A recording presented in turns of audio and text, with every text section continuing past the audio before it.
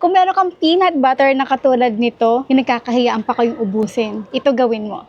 Half cup ng cocoa powder, brown sugar, half cup ng warm water. Huwag kayong maglalagay ng mainit na tubig dito ha. Dapat warm lang, katamtaman ng maligam-gam. At alugin natin. Ayan.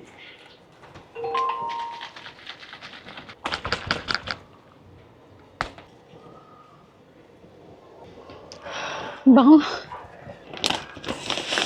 Dito ay paghahaluin natin yung half cup na malagkit na bigas at half cup na normal rice o pwedeng jasmine rice.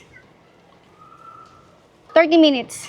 So dito meron tayong 2 liters of water. Ilagay ko na rito yung ating binabad na bigas kanina na walang tubig. Tinanggal ko rin. Ito halu-haluin paminsan-minsan at hintayin lang natin ito na kumulo.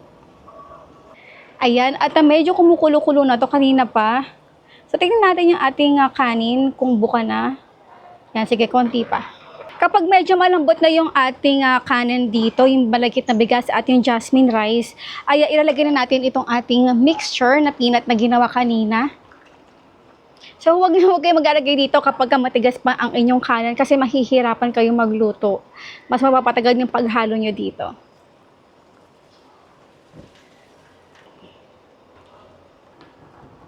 Tapos syempre, yung ating tableya.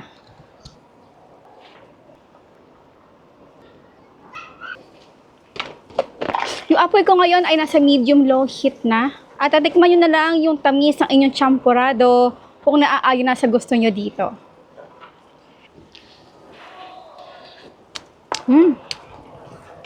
Ang tabang.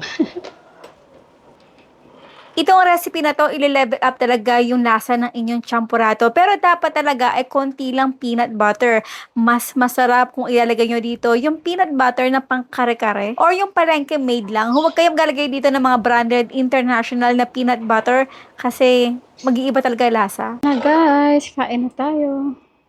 Yan lang.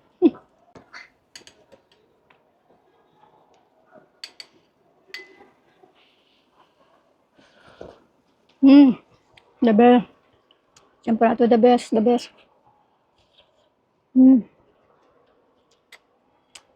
Ito talaga. Hindi ako magsasawa. Promise. Yung lola ko, naalala ko talaga. Pag malapit na Pasko, bagong taon, tsaka birthday ko, tatanungin niya ako, ano gusto mong handa? She's willing to spend her own money para may handa ako kahit papano.